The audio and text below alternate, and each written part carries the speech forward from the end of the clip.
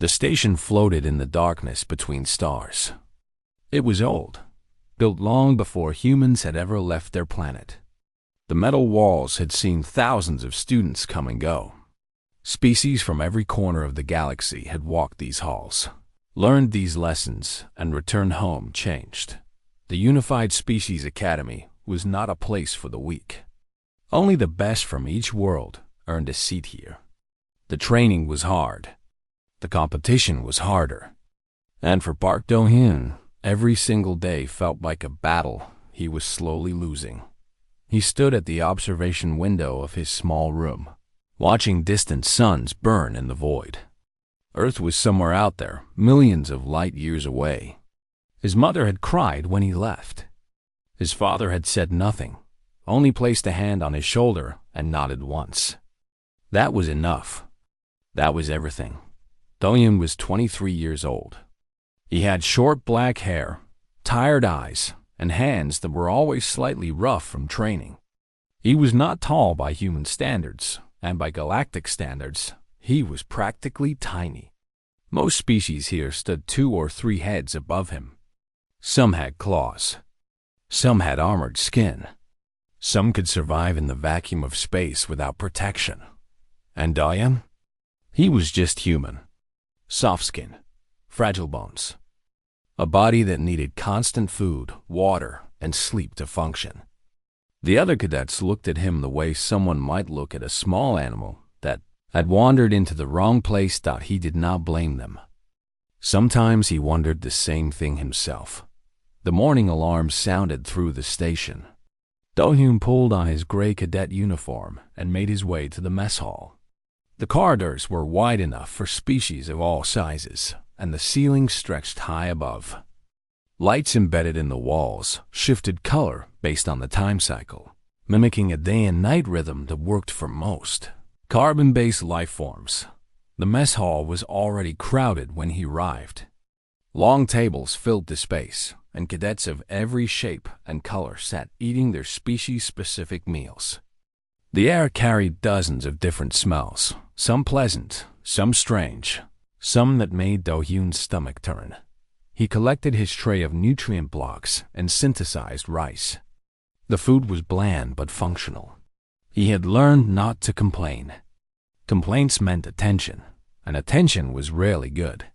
He found an empty corner and sat alone. This was his routine. Wake up, eat alone, train, study, sleep, repeat. 4 months at the academy, and he had not made a single friend. It was not that the other cadets were cruel to him. Most simply ignored him. Humans were rare here. Only 4 had ever been admitted in the academy's long history, and Do-hyun was the only one currently enrolled. He was a curiosity at best, a mistake at worst. A shadow fell over his table. Do-hyun looked up. Valeris stood there, her crystalline wings folded against her back.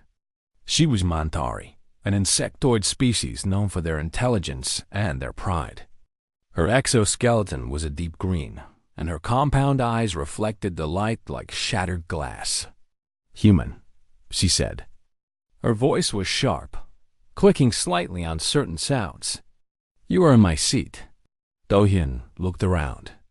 The mess hall had hundreds of empty seats. He looked back at Valeris. "I did not see your name on it," he said quietly. Valeris's wings clicked in irritation. "I have sat here for 2 years. Everyone knows this. I did not know." For a moment, Valeris simply stared at him. Then she made a sound that might have been a laugh or might have been an insult. Do-hyun could not tell. "You are strange," she said. "Even for a human." She walked away and found another seat. Do-hyun returned to his meal. He had learned that confrontation was rarely worth the energy. Let them think what they wanted. He was here to learn, to train, to prove that humans deserved their place among the stars. Everything else was noise. His first class of the day was interspecies relations and behavioral analysis. It was taught by instructor Torvan, a species Do-hyun did not recognize. Torvan was tall and thin, with pale gray skin that seemed to shift color depending on the light. His eyes were solid black, and his voice carried the weight of someone who had seen too much war and too much death. The classroom was shaped like a half circle, with seats rising in tiers around a central platform. Do-hyun took his usual spot near the back, far from the other cadets. Today, the room was fuller than usual. Word had spread about a special lesson, though no one knew the details. Do-hyun noticed that even the senior cadets had shown up, their faces curious and slightly nervous. Instructor Torvan stood at the center platform, his hands clasped behind his back. He waited until the room fell silent. "Today," he said, "we will discuss fear." A murmur rippled through the cadets. Torvan raised one hand, and silence returned. Fear is the oldest instinct. It exists in every species, on every world. It kept your ancestors alive when predators hunted them in the dark. It is written into your genes, your nerves, your very cells. He began to pace slowly across the platform. But fear is also a weakness. It clouds judgment. It freezes muscles. It turns soldiers into prey. He stopped and looked up at the assembled cadets. His black eyes seemed to see everything. "Today, you will face your fear, and I will watch how you respond." The doors at the far end of the classroom slid open. 2 academy handlers walked in, dressed in heavy protective armor. Between them, they carried reinforced cages. Inside the cages, something moved. Do-hyun leaned forward slightly, trying to see. The creatures inside were dark, their fur absorbing the light. He caught a glimpse of silver eyes, of movement that was too fast and too smooth. "These," Instructor Torvan said, "are Kethran wolves. Juveniles, approximately 6 months old." The room went completely still. Do-hyun heard someone behind him stop breathing. He had read about Kethran wolves in his xenobiology studies. They were apex predators from a death world in the Outer Rim. Adults could tear through starship hull plating. Their claws were harder than most metals. Their bite force could crush bone into powder dot, and now 3 of them were being brought into a classroom full of cadets. "They will be released," Torvan continued calmly. "They will move freely through this room. You will remain seated. You will remain calm. And I will observe." One of the handlers began unlocking the first cage. Do-hyun took a slow breath and settled back in his chair. His heart was beating faster now, but his face remained still. He had learned long ago that showing fear only made things worse. Whatever happened next, he would face it the same way he faced everything else at this academy, alone and without looking away. The first cage opened with a soft click. The sound was small, but in the silence of the classroom, it felt like thunder. The Kethran wolf inside did not rush out. It moved slowly, carefully, like a shadow given physical form. Its 6 legs carried it forward with perfect grace.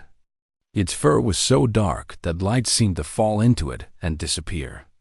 And its eyes, those terrible silver eyes, swept across the room like searchlights. Do-hyun watched from his seat at the back. He kept his body still and his breathing slow. His heart was beating hard against his ribs, but he did not let it show on his face. The second cage opened. Then the third. 3 Kethran wolves now stood on the central platform. Each was the size of a large dog from Earth, but there was nothing friendly about them. Their claws clicked against the metal floor. Their muscles moved beneath their fur like coiled springs. Everything about them screamed danger. Instructor Torvan stepped back calmly, as if he released deadly predators into his classroom every day. Perhaps he did. "Remain seated," he reminded the cadets. "Remain calm. They will not attack unless provoked." The wolves began to move. They did not stay together. Each one went in a different direction, prowling between the rows of seats, sniffing the air, studying the cadets with those cold silver eyes. Their presence filled the room like a weight pressing down on everyone.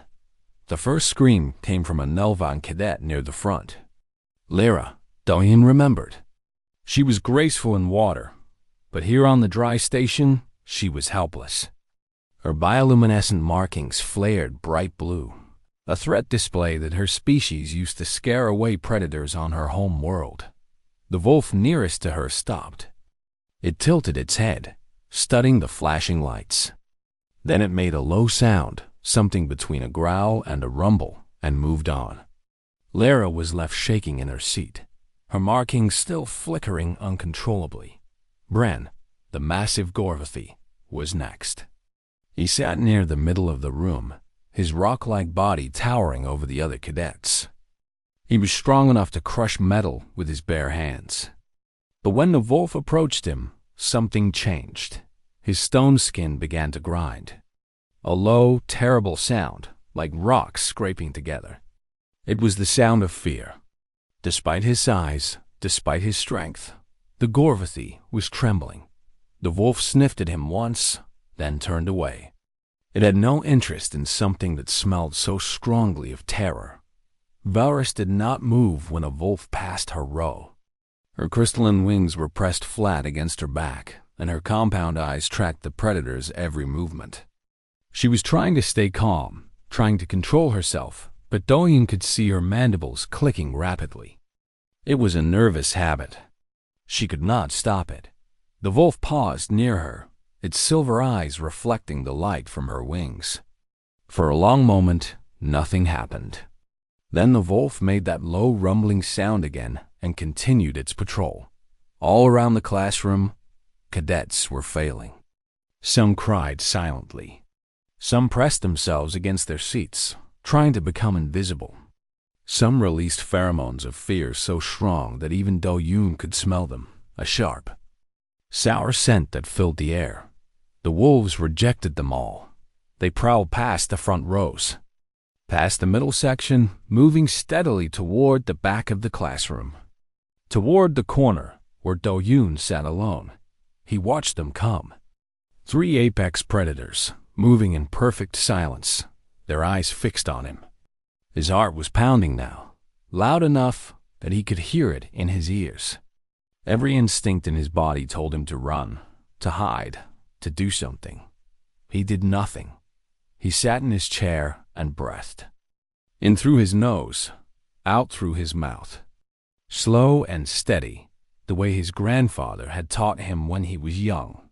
His grandfather had been a farmer in the mountains of Korea, a man who had lived alongside wild boars and bears his entire life. Fear is natural, his grandfather used to say, but panic is a choice. The animal that panics is the animal that dies. The lead wolf reached his row. It was the largest of the 3, with a scar running across its muzzle. It stopped at the end of the row and stared at Doyen. He stared back. The wolf's nostrils flared as it breathed in his scent. It took one step closer, then another. Its claws were centimeters from his feet now. Its silver eyes seemed to look straight through him, past his skin and bones, into something deeper. Doyen did not look away. He did not flinch. He simply existed, as calm and still as a stone in a river. The wolf made a sound. Not a growl this time. Something softer, almost questioning. It circled once around his chair, its fur brushing against his leg. Then, without warning, it lay down, right beside him. Doyen blinked. That was the only reaction he allowed himself. The second wolf arrived moments later. It sniffed at its companion, then at Doyen, and settled down on his other side. Its body was warm against his ankle. The third wolf was smaller, younger. It jumped onto the desk in front of Doyen, scattering his tablet and stylus. It circled twice, then curled up like a cat, resting its heavy head just centimeters from his hand. The classroom had gone completely silent. Every cadet was staring. Every eye was fixed on the human in the back corner, surrounded by 3 apex predators that had chosen to rest beside him. Instructor Tovan walked slowly up the aisle. His black eyes were wide, an expression that Do-yoon had never seen on him before. It took a moment for Do-yoon to recognize it. It was surprise. Pure, genuine surprise. "Cadet Park," Torvan said. His voice was different now, softer, almost reverent.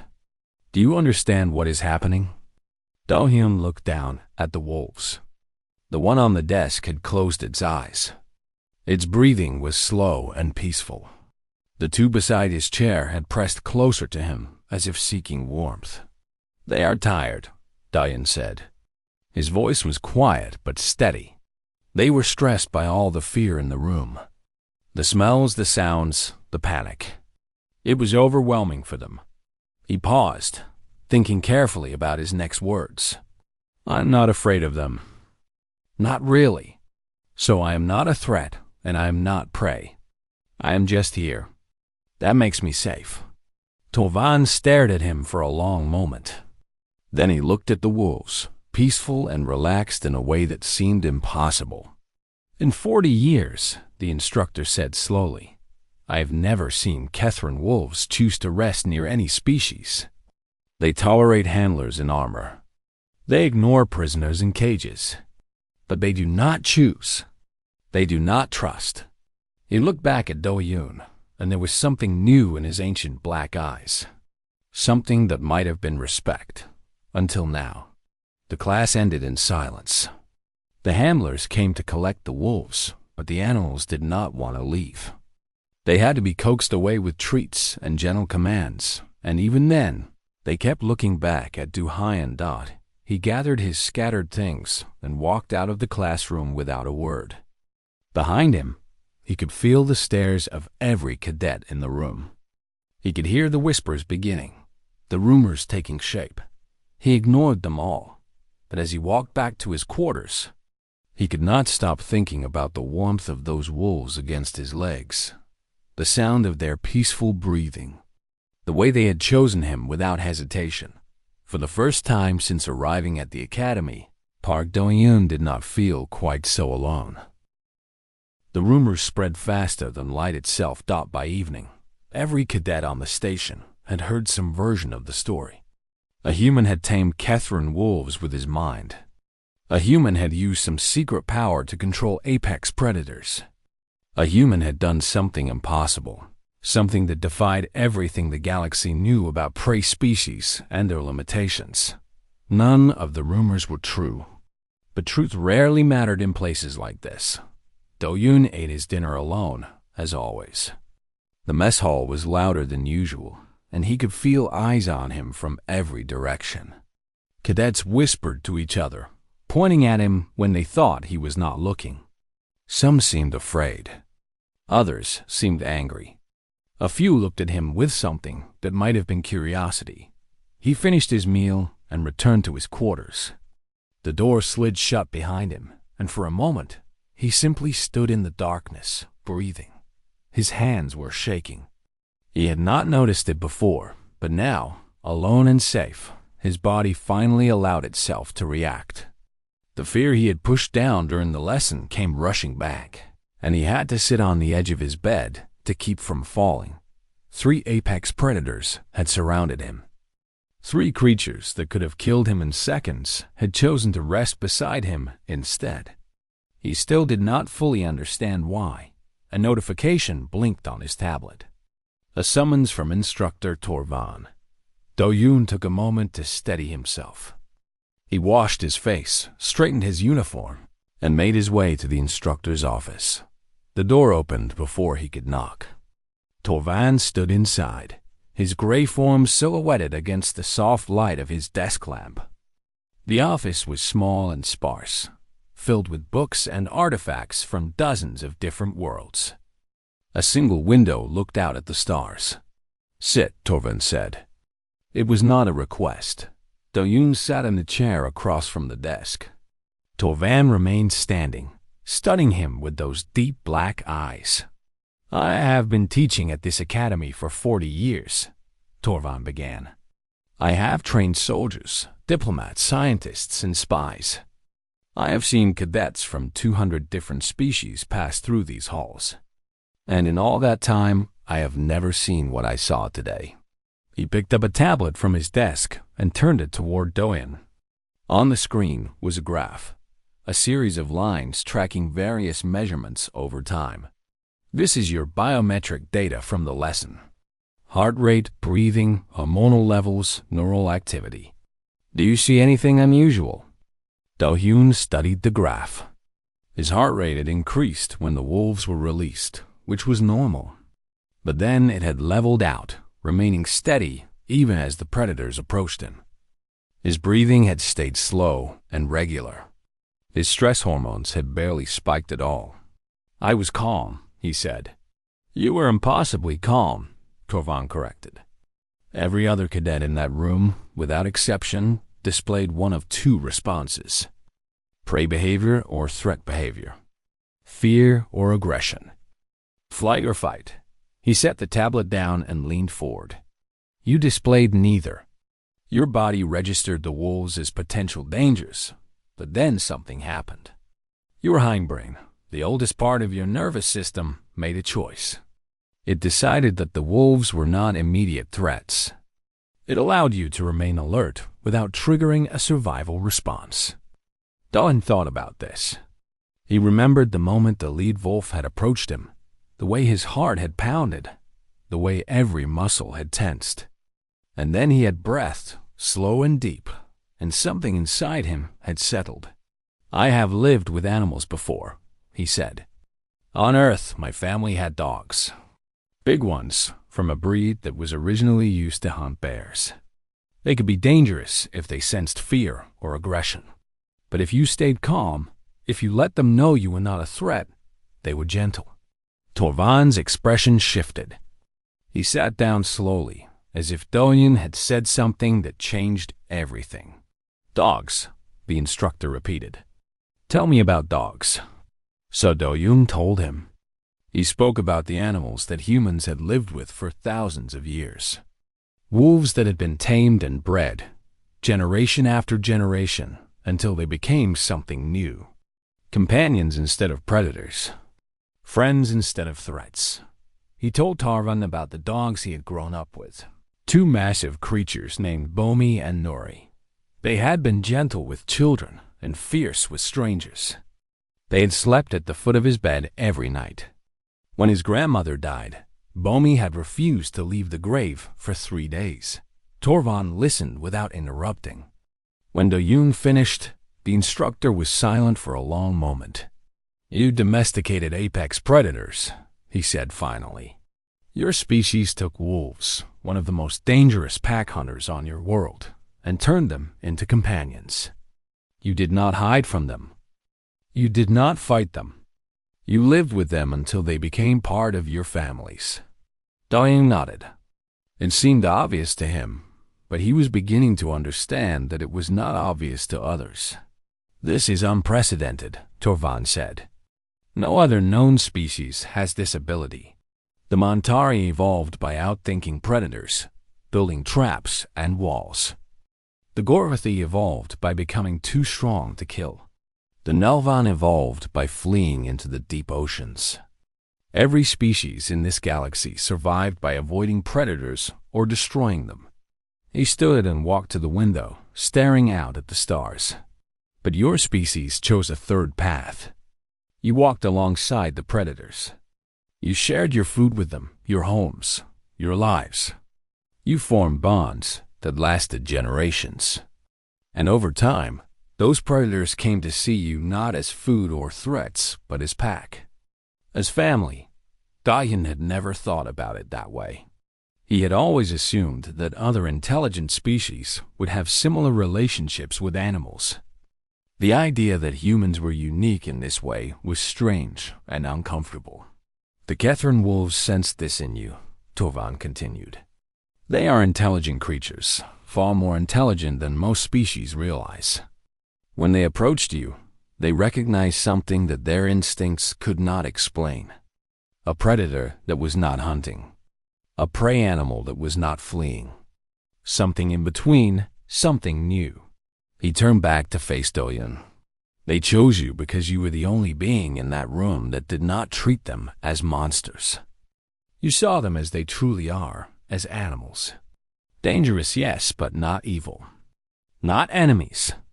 Do-hyun thought about the wolves, the way the smallest one had curled up near his hand, the way the largest one had pressed against his leg. They had been seeking comfort, just like Bomi and Nuri used to do during thunderstorms. What does this mean? He asked. Torvan was quiet for a moment. When he spoke again, his voice was different, softer and more serious. It means that you, Cadet Park, may be the most valuable student in this academy. Not because of your strength, or your speed, or your intelligence, but because of something no one expected.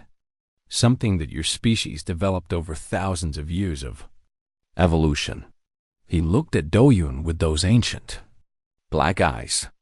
You have the ability to walk into a predator's den and walk out with the predator following you.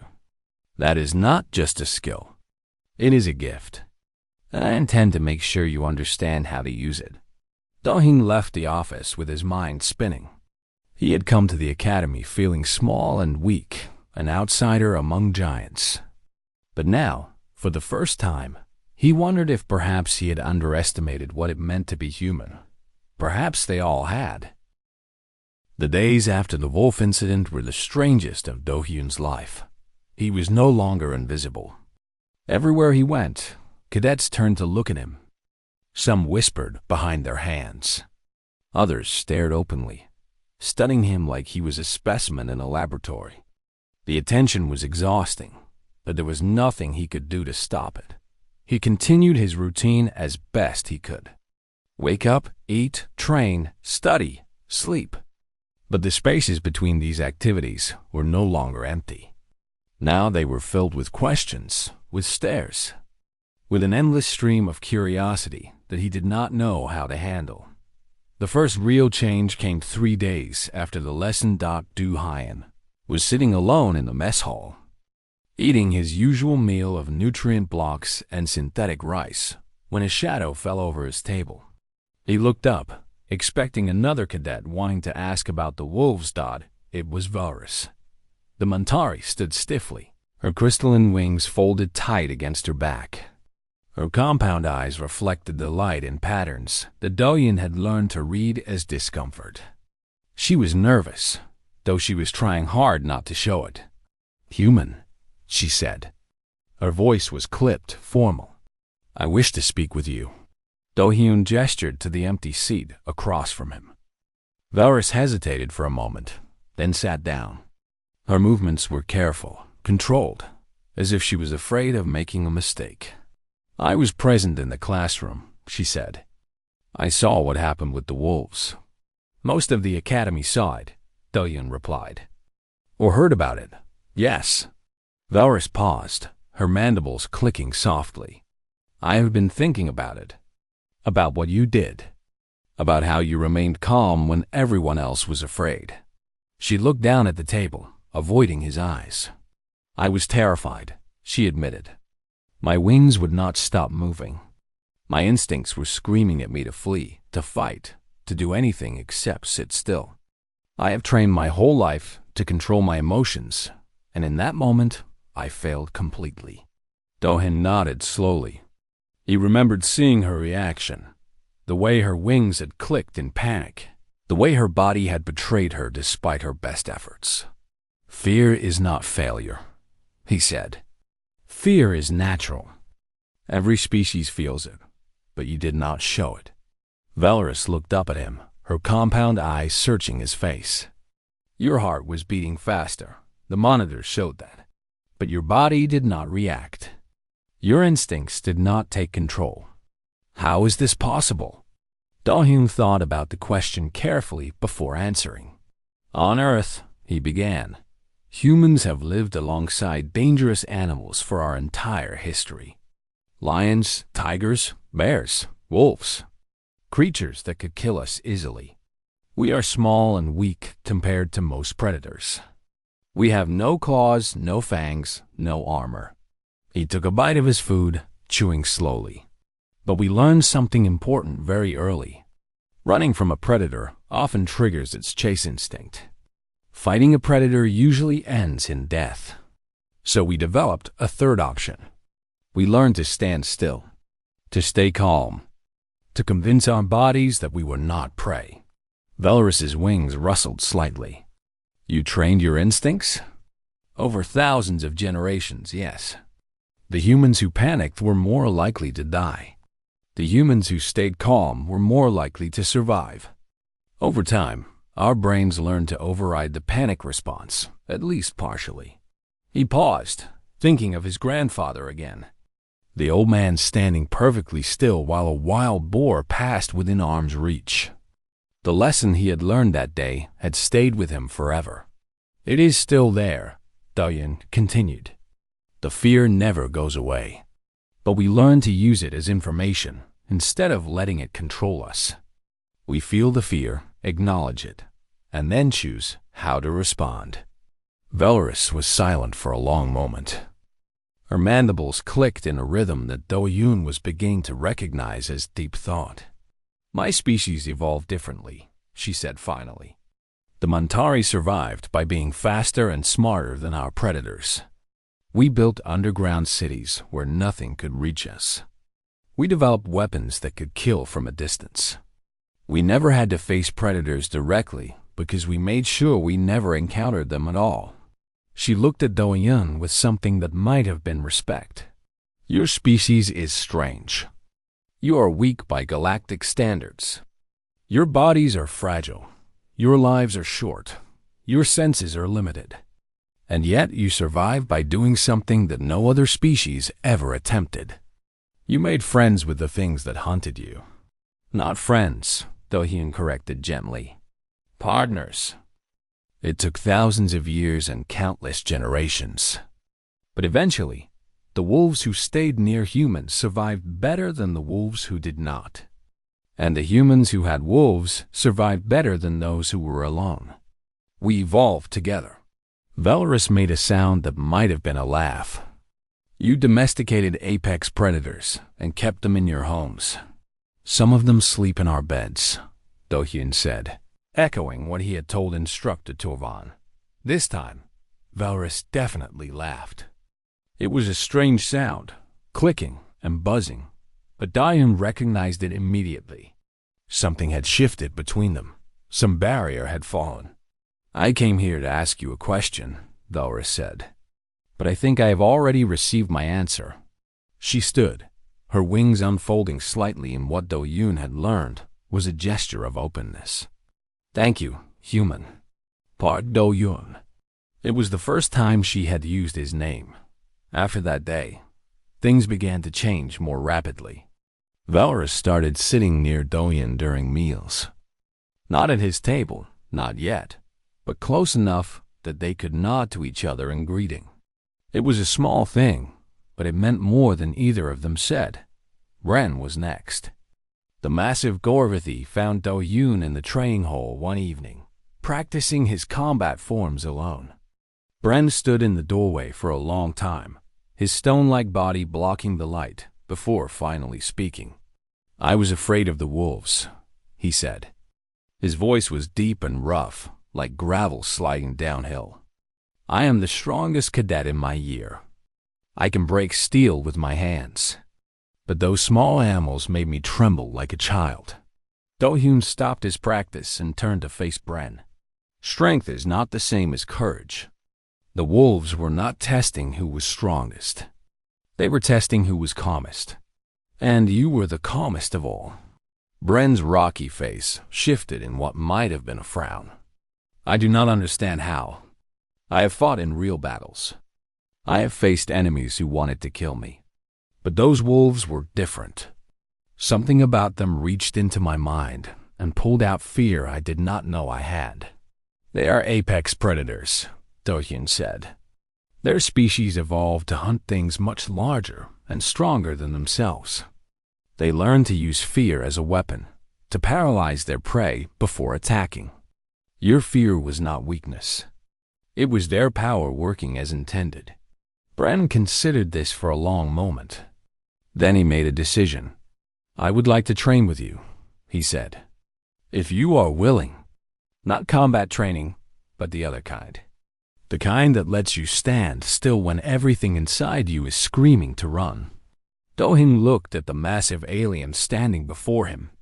Bren was everything that Do-hyun was not: strong, imposing, built for battle. And yet, here he was, asking a small human for help with something that strength could not solve. I can try, Do-hyun said. But I warn you, it is not easy. It takes practice. A lot of practice. Bren's stone face cracked into something that might have been a smile. I am Gorvathy. We are patient. We have time. Lyra was the hardest to reach. The Nelvan had avoided Do-hyun completely since the incident, her bioluminescent markings flashing in warning whenever he came near. She was ashamed of how she had reacted in the classroom, ashamed that her threat display had been so completely useless. But one day, she found Do-hyun in the library, reading about Catherine Wolf biology. She stood at a distance for several minutes, her gills fluttering nervously before finally approaching. I called you species primitive, she said. I thought you were lesser because you came from one small planet. I was wrong.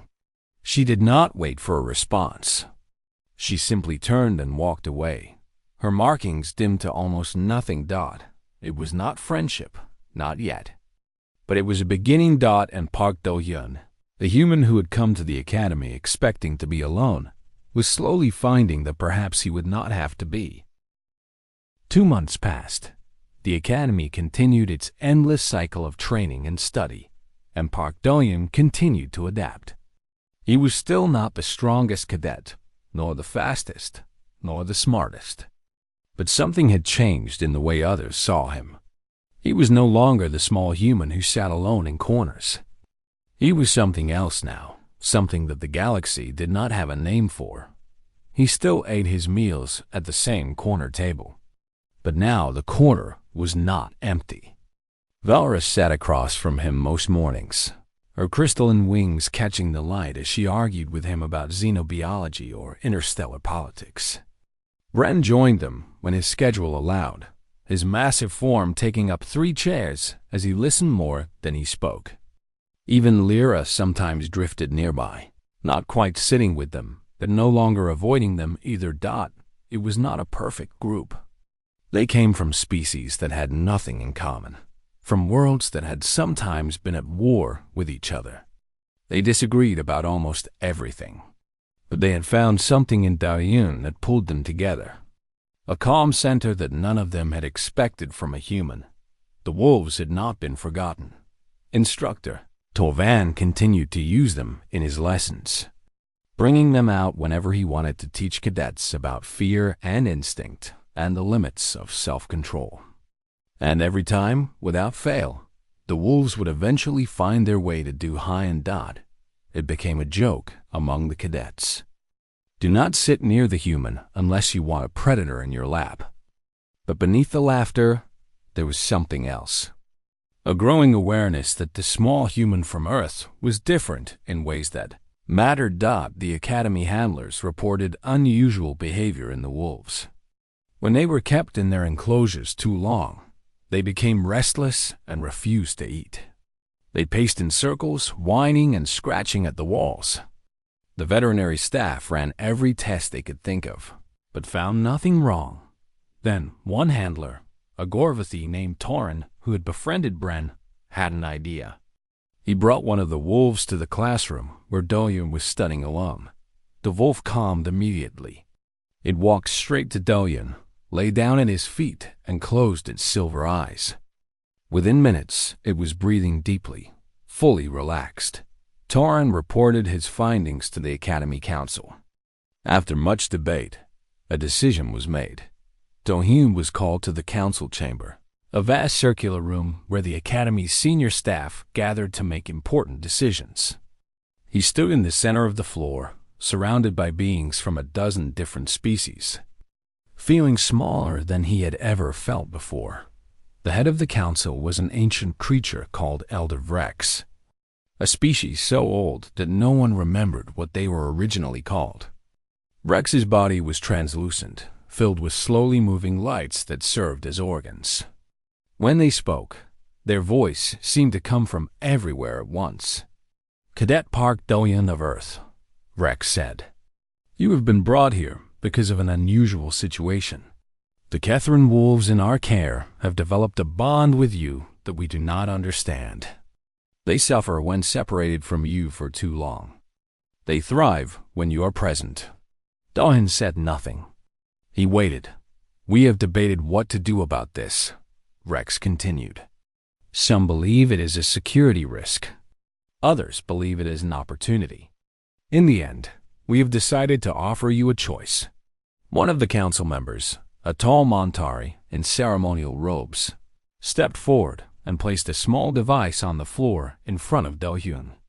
It was a translator, standard Academy issue, but modified with symbols he did not recognize.